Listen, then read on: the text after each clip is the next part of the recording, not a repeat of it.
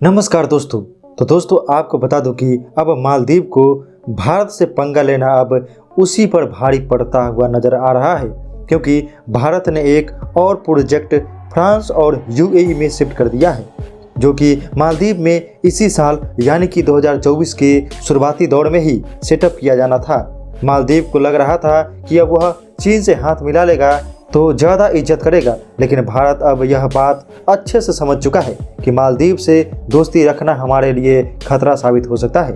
और मालदीव के राष्ट्रपति मोहम्मद मोइज्जू के चीन के साथ मिलकर भारत के खिलाफ जो एग्रीमेंट किए हैं, भारत उसका दाम निकालने में कोई कसर नहीं छोड़ेगा। जो प्रोजेक्ट और इंफ्रास्ट्रक्चर मालदीव में तैयार किया जाना था, मालदीव को सबक सिखाने के लिए उसको अन्य देशों में शिफ्ट कर दिया जा रहा है। और यह मालदीव के लिए काफ़ी यूजफुल प्रोजेक्ट था, क्योंकि इससे मालदीव की इकोनॉमिक्स में एक बहुत बड़ा फ़ायदा होने वाला था।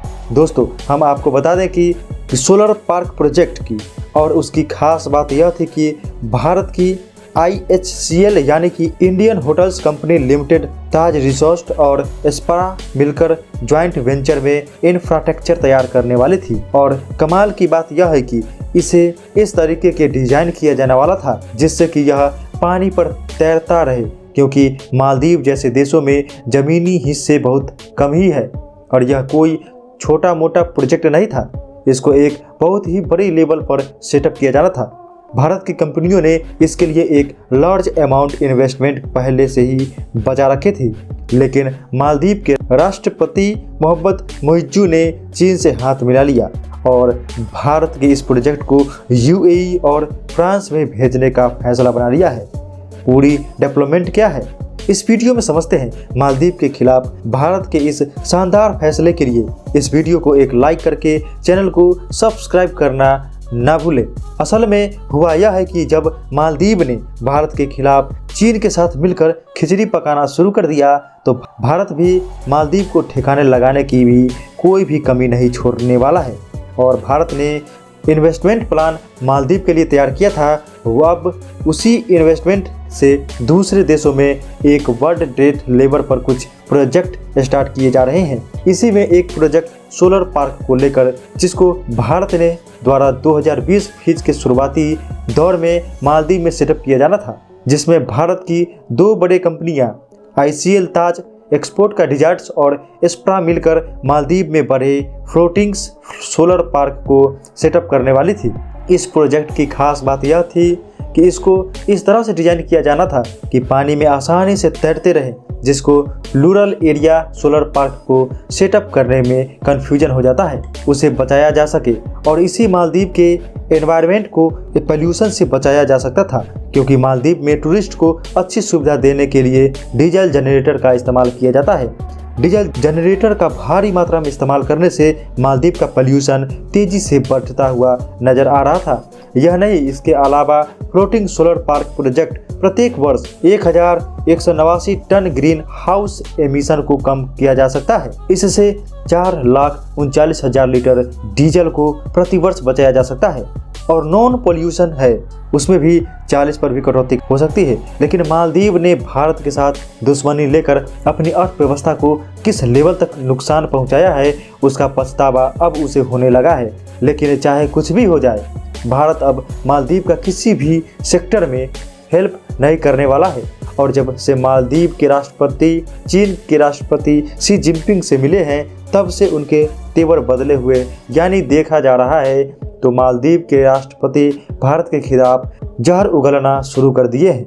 जो भारत के जो सैनिक हैं जो मालदीव में अभी तक मौजूद थे, उनको निकालने का फिर से आदेश दे दिया गया है। वैसे तो मालदीव के राष्ट्रपति ने इन सैनिकों को निकालने का आदेश उसी समय दे दिया था जब वह नए राष्ट्रपति बने थे, फिर भी अभी तक इसके लिए कोई भी समय सीमा निर्धारित नहीं की गई थी। लेकिन जब से मालदीव के राष्ट्रपति चीन के राष्ट्रपति से मिले हैं, तो उन्होंने सैनिक को निकालने के लिए 35 दिन का समय दिया है। यानी कि भारत अब समझ चुका है कि मालदीव भारत के साथ किस तरह का बर्ताव भविष्य में रखने वाला है। और जब मालदीव छोटा सा देश होकर भारत को आंखें दिखाएगा, तो भारत भी शांत नहीं बैठने वाला है। और इसलिए भारत भी कुछ LPG प्रोजेक्ट और रिन्यूएबल एनर्जी के इस सोलर प्रोजेक्ट को भी दूसरे देश में शिफ्ट करने जा रहा है। अगर आप इस आर्टिकल को देखेंगे तो मालदीव में सुबह 8 बजे से शाम 5 बजे तक हर रोज जनरेटर का इस्तेमाल किया जाता है, जिससे टूरिस्ट को अच्छी सुविधा दी जा सके। ताज़ा एक्सपर्ट को टिकाकर फ्लोटिंग सोलर प्रोजेक्ट के लगाने के बाद इसे शट डाउन किया जा सकता था, लेकिन मालदीव ने जिस तरह से भारत को अपने तेवर दिखाना शुरू किया है, उससे भारत ने सूझबूझकर अपने फैसले को बदल दिया है और अब भारत की कंपनियां ने इसे ग्लोबली लेवल पर ले जाना शुरू कर दिया है और अब भारत यूएई और फ्रांस जैसे देशों में सेटअप करने जा रही है, जिससे यह डिसाइड किया गया है कि साल 2030 तक लगभग 1 ट्रिलियन इन्वेस्टमेंट की जाएगी। और ध्यान दिया जाए तो दुनिया में 121 देश है जहां पर सोलर पार्क की बड़ी मात्रा में रिक्वायरमेंट है और यही मौका भारत को यूएई और ऑस्ट्रेलिया में मिल चुका है, जहां पर यह कंपनियां अपने फ्लोटिंग सोलर पार्क को सेटअप करने वाली है। और कुछ दिनों पहले हमने एक वीडियो में बताया था कि कुछ एलपीजी प्रोजेक्ट भी जो कि मालदीव सेटअप किए जाने वाले थे, उनको भी श्रीलंका में शिफ्ट कर दिया गया है, जिसमें पुणे गैस अब उसी इंफ्रास्ट्रक्चर को मालदीव की बजाय श्रीलंका में तैयार करना शुरू कर दिया है। और देखा जाए तो इस समय भी श्रीलंका एलपीजी गैस की डिमांड बहुत ज़्यादा है और भारत के लिए कमाल की बात यह है कि पुणे गैस एलपीजी प्रोजेक्ट को श्रीलंका की एक कंपनी के साथ जॉइंट वेंचर में सेटअप करने वाली है। इसके अलावा भी पुणे गैस में इस प्रोजेक्ट को इंटरनेशनल देशों में भी ले जाने वाली है, क्योंकि पुणे गैस के पास नेचुरल गैस को एलपीजी में कन्वर्ट करने की एडवांस टेक्नोलॉजी मौजूद है और भारत की यह कंपनी अपनी टेक्नोलॉजी को और भी ज़्यादा बढ़ाने पर फोकस कर रही है।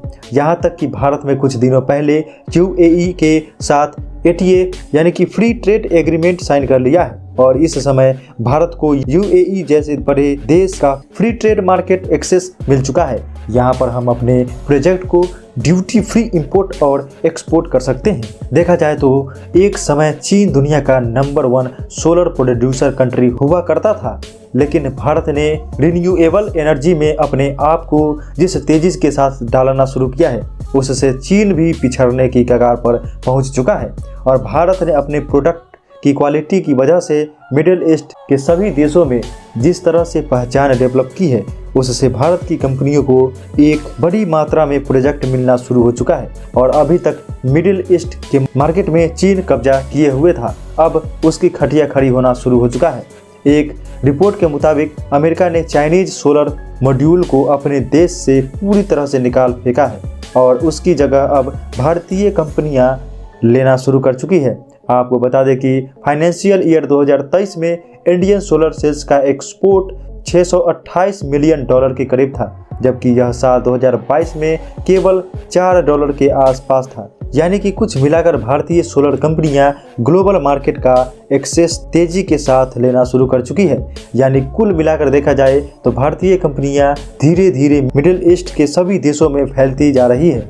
आपको बता दें कि फ्लोटिंग सोलर पार्क के अलावा भी कुछ ऐसे प्रोजेक्ट हैं जिसको भारत मालदीव के बजाय दूसरे देशों में शिफ्ट करने वाला है और भले ही चीन मालदीव की मदद करने की बात कर रहा है, लेकिन जिस तरह से भारत मदद करता था उस तरह से चीन मदद नहीं करने वाला है। बाकी आपको क्या लगता है कि भारत जिस तरह से मालदीव की टूरिस्ट इंडस्ट्री को संभाले हुआ था, क्या चीन इतने टूरिस्टों को मालदीव भेज पाएगा या नहीं? अपनी राय कमेंट में ज़रूर बताएं और भारत के इस शानदार कदम के लिए वीडियो को एक लाइक कर दीजिए और अपने मित्रों तक शेयर करें ताकि उन्हें भी जानकारी मिल सके। इसी तरह और भी नॉलेजेबल वीडियो देखने के लिए फ्यूचर इन्फो टीवी को सब्सक्राइब जरूर करें। जय श्री राम।